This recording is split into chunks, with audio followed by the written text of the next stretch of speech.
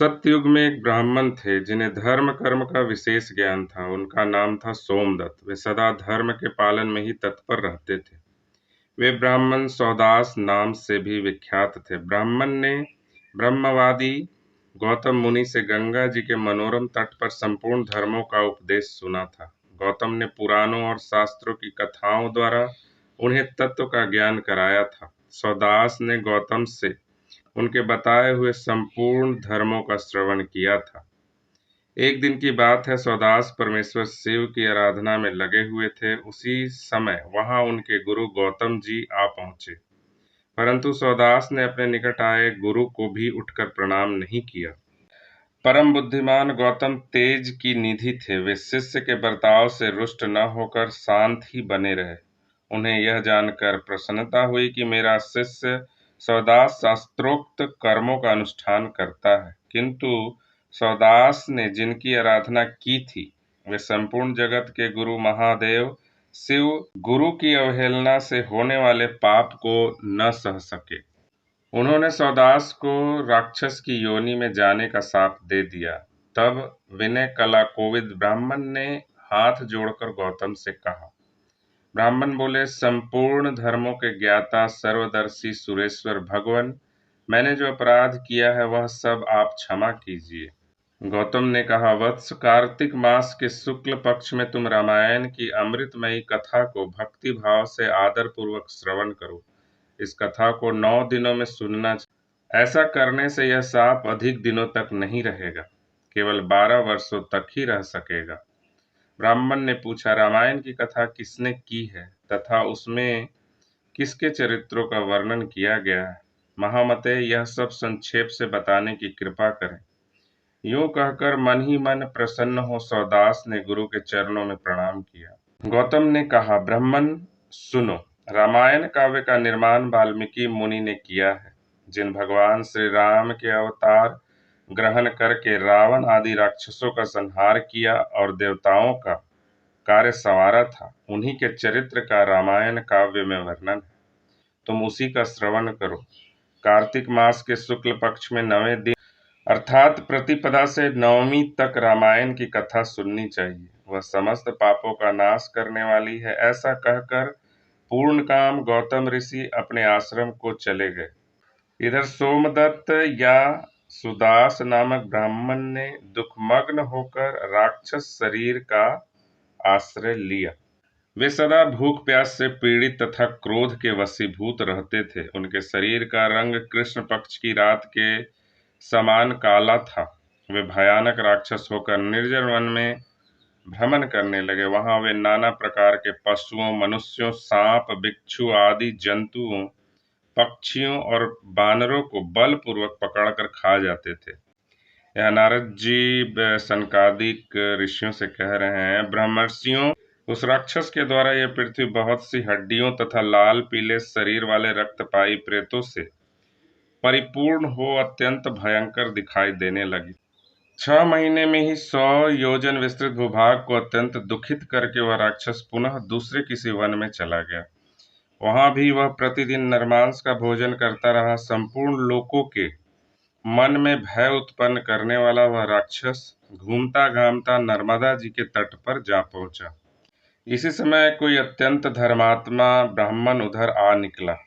उसका जन्म कलिंग देश में हुआ था। लोगों में वह गर्ग नाम से विख्यात था। कंधे पर गंगा जल लिए भगवान विश्वनाथ की स्तुति तथा श्री राम के नामों का गान करता हुआ वह ब्राह्मण बड़े हर्ष और उत्साह में भरकर उस पुण्य प्रदेश में आया था।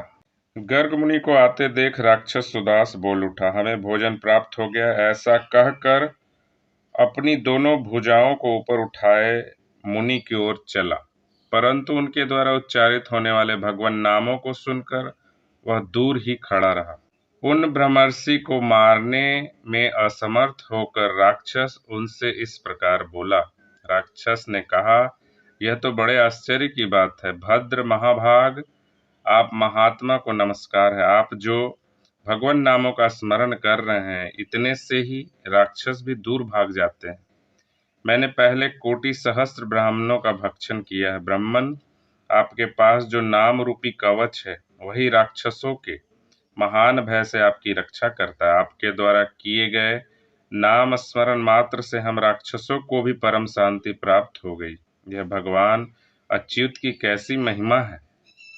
महाभाग ब्राह्मण, आप श्री राम कथा के प्रभाव से सर्वथा राग आदि दोषों से रहित हो गए हैं, अतः आप मुझे इस अधम पातक से बचाइए। मुनि श्रेष्ठ, मैंने पूर्व काल में अपने गुरु की अवहेलना की थी, फिर गुरु जी ने मुझ पर अनुग्रह किया और यह बात कही।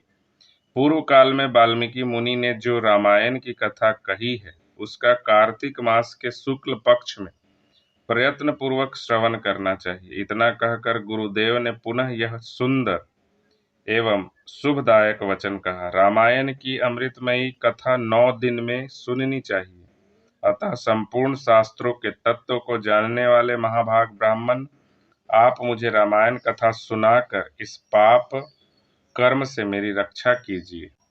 नारद जी कहते हैं, उस समय वहां राक्षस के मुख से रामायण का परिचय तथा श्री राम के उत्तम महात्म्य का वर्णन सुनकर द्विज श्रेष्ठ गर्ग आश्चर्यचकित हो उठे। श्री राम का नाम ही उनके जीवन का अवलंब था।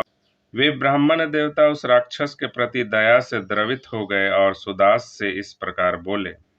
ब्राह्मण ने कहा, महाभाग राक्षस राज, तुम्हारी बुद्धि निर्मल हो गई है। इस समय कार्तिक मास का शुक्ल पक्ष चल रहा है, इसमें रामायण की कथा सुनो।